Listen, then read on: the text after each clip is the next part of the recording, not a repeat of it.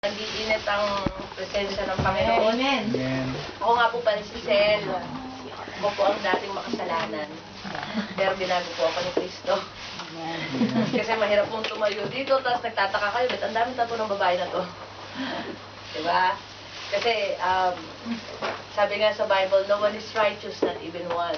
Pero pag ikaw ay lumapit kay Kristo, tatanggipin ka niya buong buo, diba? Kasi mahirap pong magtago ng sarili, ng sariling pagkatao na parang hindi nyo maitatanong, sino nga ba itong babae na to, di ba? I want to be the disciple of God. I want to follow God. Kaya, yung ako pong badong dati ay nakatayo po ako ngayon sa inyo at masasabi ko na I want to follow Him and I want to be like Christ. Ang akin pong ituturo ngayon ay about worship, the high calling to worship. Ang akin pong title, The Life of Worship. Before that, let's bow our head. Lord, teach us your ways, O God. Lord, we humble ourselves unto you, O God. Give us a big revelation, O God, of how to worship you. Lord, hallelujah. Ikaw ang magbigay sa bawat isa na nasa tao ngayong Panginoon, na nasa dito, Panginoon. In the short, Lord, give them wisdom and knowledge, Panginoon, para malaman kung ano ang ways mo, O God. Lord, it's not about me, O God. It's not about me. It's all about you, O God. And thank you for the love, O God. Thank you for the unconditional love, Lord. Tinatas ko sa iyo lahat-lahat, Panginoon. In the name of Jesus. Amen. Pisahan po natin ang aking, sa John 4:24.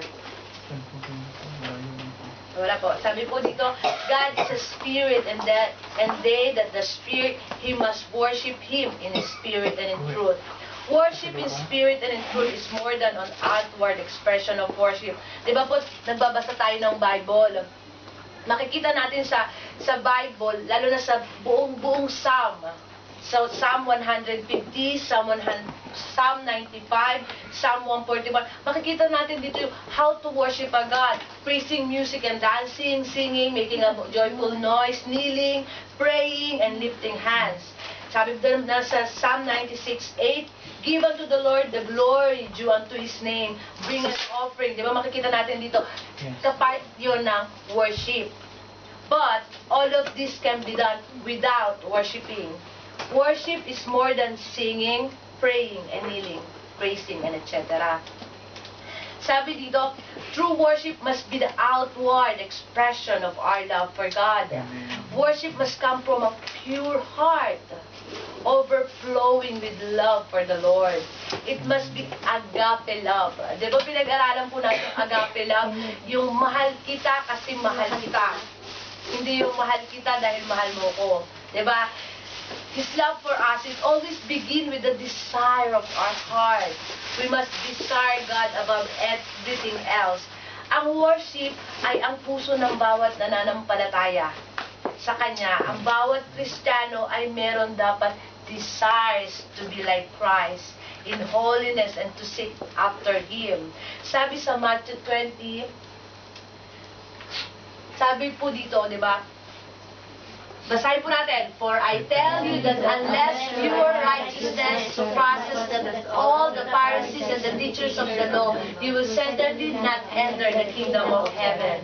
Diba dito, worship will keep the church from becoming legalistic and judgmental of others. Diba parang lahat tayo dapat matutunan natin mag-worship at all times. Sa kahit anong sitwasyon at circumstances sa buhay natin, lalo na dito sa Paris, di ba?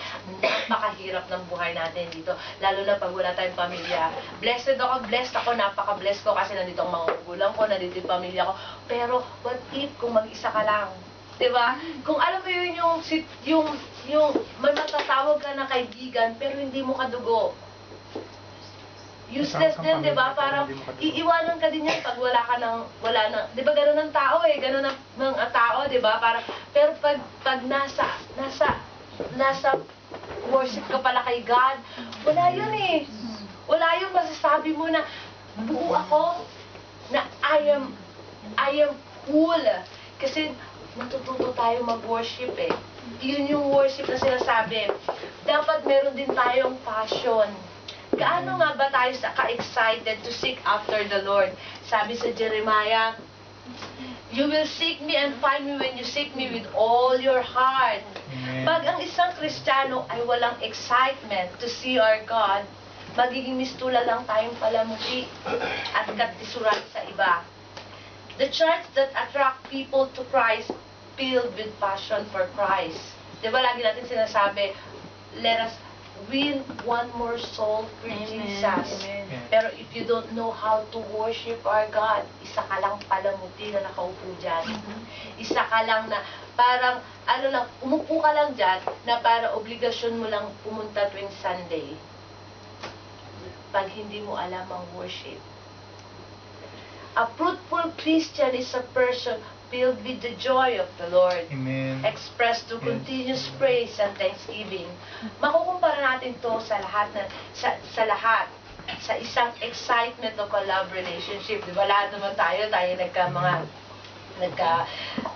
jowa na, parang ay, boyfriend po. Kasi sa mga panahon namin, tawag namin mga jowa, di ba? Sa mga kaedad nyo ay boyfriend, di ba? Ngayon ay habi. Ay, hindi ko na. Yun po yung hirap na tumatayo dito na magkakaiba tayo ng level. Pero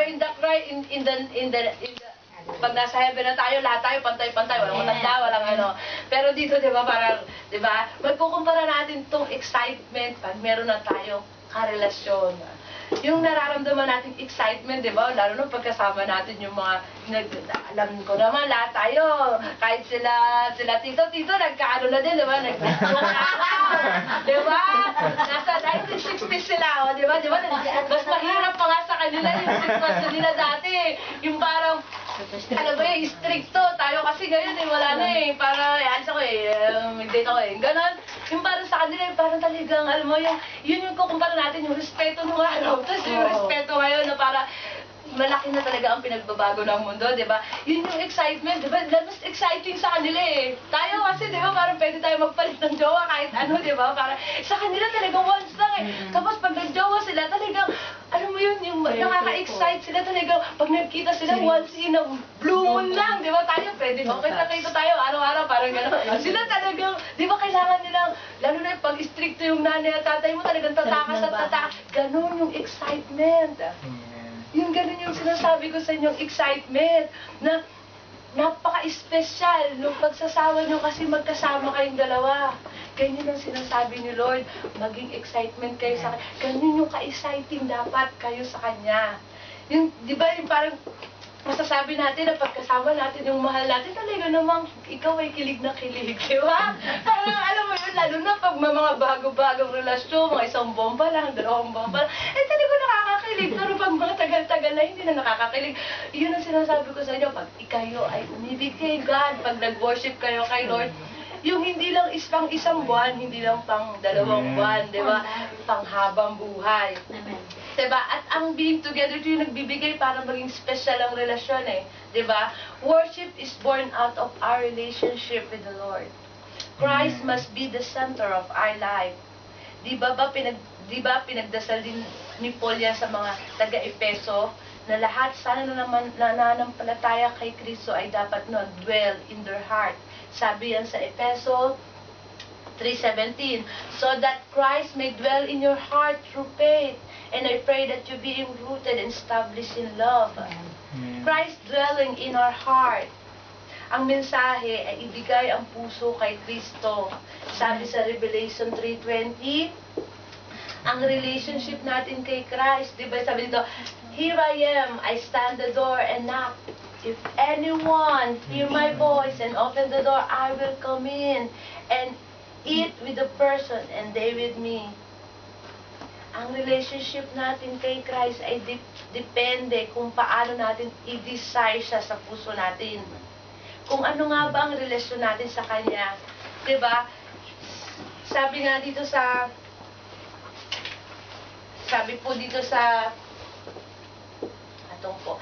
po sa John 13:34, di ba po sabi ba dyan, a new command I give you, love one another as I have loved you.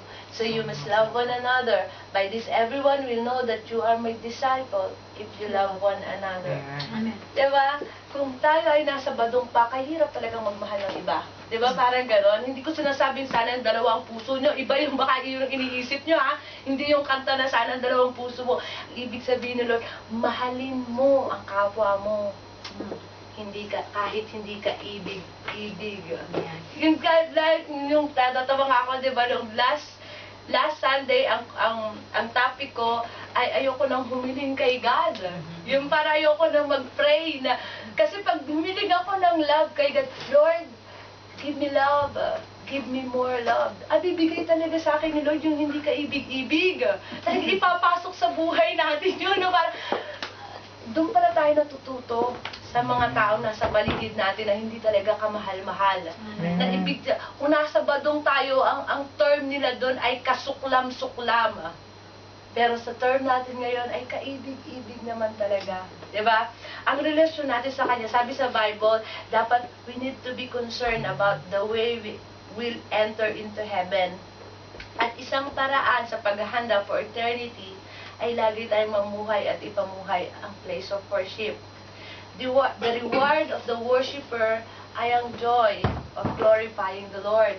Lahat tayo, isang araw, ay haharap sa tabi ni Kristo, sabi sa 2 Corinthians.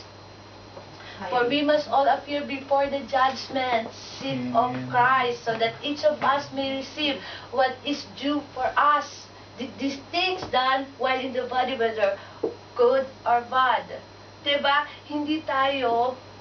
Hindi ito paghusga kung ano ang kasalanan natin. Hindi ito katulad na pupunta tayo dun sa langit, sasabihin ni Kristo, ano ba nagawa mo kasalanan? Hindi yun ang itatanong sa inyo ni Kristo. Ang itatanong niya, ang reward ng bawat isa, kung paano natin siya minahal at paano natin ipinamuhay at itinaas ang pangalan niya. Parang isang manlalaro lang ng Olimpiko, sabihin na natin si Pacquiao, kung paano niya nabigyan ng parangal ang bansa natin. O di ba nga, nung nanalo si Pacquiao ay talaga naman, sinabi niya, Pinoy ako, Pinoy tayo. Di ba? Parang napaka-proud. Proud na proud si Pacquiao na panalo ako, Pilipino ako at tinaas niya ang bandera ng Pilipinas. Ganun din ang gusto ni Kristo. Amen. Nasabihin natin sa bawat isa Yeah. at sabihin sa Kristiyano ako at magbibigay ako ng parangal kay Kristo. Amen. Sabi niya, di ba, nakitaan natin siya ng galak, lalo na nung nanalo siya, naitayo niya ang bandera, di ba, talaga naman, grabe yung galak na nakita natin. Lalo na yung mga Pilipino, kahit hindi lumaki sa Pilipinas, ay talagang inamin na, ako ay Pilipino. Lalo na nung nanalo si Megan Yang. Di ba? Nung nanalo si Megan Yang, sabi nung ibang Pilipino, bakit nanalo yan? Sabi nung ibang lahi, bakit nanalo yan? Pero alam nyo, nakita natin doon ang unity eh. Ang unity ng bawat isa na talagang kahit tayo ay walang mga ilong, ay talaga namang palaban. Diba? Parang gano'n. Ang ibig sabihin nun, na tayo bilang Kristiyano, kahit ano, sugod. Para itayo nyo yung bandera natin. Hindi bandera ng Pilipinas, kundi bandera ng Panginoon. Parang sinasabi mo na ito yung Bible, ito yung bandera ko, ito yung panlaban ko. Amen. Diba? There is no higher calling than the call to worship. Sabi sa Psalm 27, For one thing I ask for the Lord, this only do I seek, that I may dwell in the house of the Lord all days of my life, to gaze on the beauty of the Lord and to seek Him in His temple. Diba? Katulad ni David, he desires only to worship the Lord. Sabi sa Philippians 3:10, I want to know Christ. Yes, to know the power of His resurrection and the participation in His suffering, become like Him in His death. Diba? Lahat tayo nagdi-desire makamundo. Diba? Parang, lalo na pag may bago ng iPhone 5C, ganyan. Eh talaga naman, nakita mo lang sa Facebook eh, uy, gusto ko yun. Gusto ko magka-iPhone 5C. Ganun yung desire na gusto ni God sa bawat isa. You desire to be like Christ. You desire to be like Him. you desire to know and to learn to love. The whole of the Christian life is a life of worship. The life of worship will be characterized by the desire. Number 1, to be holy. Number 2, to seek after Christ. Number 3, to keep God's word. Number 4, to be motivated by the love of Christ. Number 5, to honor the Lord. And number 6, to have a closer relationship with the Lord. To God be the glory po. Ito po, di ba po patapos Ito po ang inaabangan nila. Ito po ang inaabangan ng lahat. At, Si Tiger. yes, hallelujah. Thank you so much, so God, sa napakagandang revelation ng bawat isa, di ba? Ang kwento ko po ngayon ay ang balbas ng leon. Nagtataka kayo kung bakit balbas, ano? Tiger. Leon, wala namang balbas ng tigre. Nililito mo ako.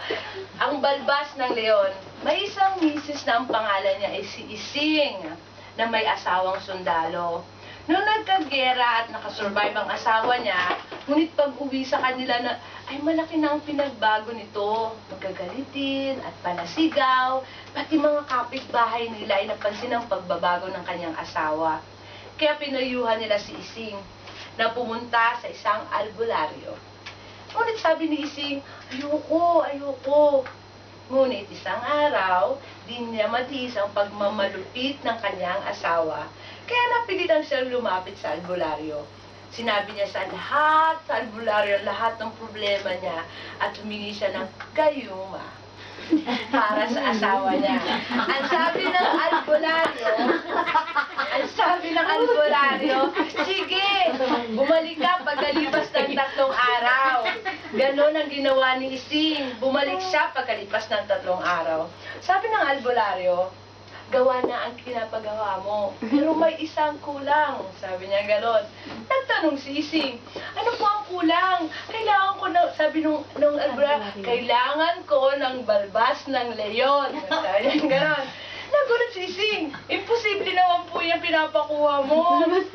Nagalit ang albularyo. Sabi niya, kung di mo kaya, huwag mong ubusin ng oras ko. Di umalis si Ising. Lugmok na lugmok. Ang imposible naman ang pinapakuha niya ang balbas na nag-isip siya. Sabi niya, ngunit isang araw ay talaga namang nabugbog na naman siya ng asawa niya. Hindi na talaga niya matiis ang pagmamulupit ng asawa niya. Kaya umisip siya ng paraan. Sa isang gubat may isang kuweba. Doon nakatira ang leon. Tapos, nanginginig si Ising. Gagawin ko to para lang magayuma ko yung asawa ko. Nanginginig siya, may dala siyang isang bahal ng karne. Tapos nanginginig siya. Tapos nilagay niya dun sa kuweba. Tapos, gumagawa siya nanginginig. Paano lumabas yung leon? Tatakbo siya pag nandiyan na yung leon. Araw-araw niyang ginagawa yun. Araw-araw niyang ginagawa. Umabot ng linggo, ng buwan, hanggang umabot siya ng 6 na buwan niyang ginagawa ang pagbigay ng pagkain sa leon. Isang araw nang papunta na si Ising sa kuweba, naamoy na ng leon si Ising. Tapos biglang, alam na din ng leon ang yapak ni Ising. Pagkatapos na, inaabangan niya na si Ising para dun sa pagkain niya. Tapos pagkatapos na lumapit ngayon yung leon kay Ising. Di sobrang takot ni Ising, talaga nanginginig si Ising. Di ba tayo naman lapitan ng leon talaga naman ako yung tatakbo ko. Di ba? Pero si Ising, na parang, Na-praise niya. napaamo niya ang leon. Katapos nun, nahawakan niya ang ulo ng leon, kumuha siya ng gunting, sabi niya sa leon, pahingi lang ng balbas. Isa na ang walang ginawa ang leon. Maamo sa kanya ang leon. Tapos tuwan-tuwa si Ising, nakakuha siya ng balbas ng leon. Bumalik siya na sa albularyo. Sabi niya, ito na po yung balbas. Sabi niya, gawin mo na po yung gayuma ko. Gawin mo na po. Kasi di niya na matiis yung asawa niya. Pero alam niyo ba, sabi ng albularyo, talagang kumuha ka ng balbas ng leon? Sabi ng albularyo, sabi ni Ising, ito na nga. Pagkita nung albularyo, totoo nga, balbas ng ileyon. Sabi nung albularyo, di ko na to kailangan. Ha?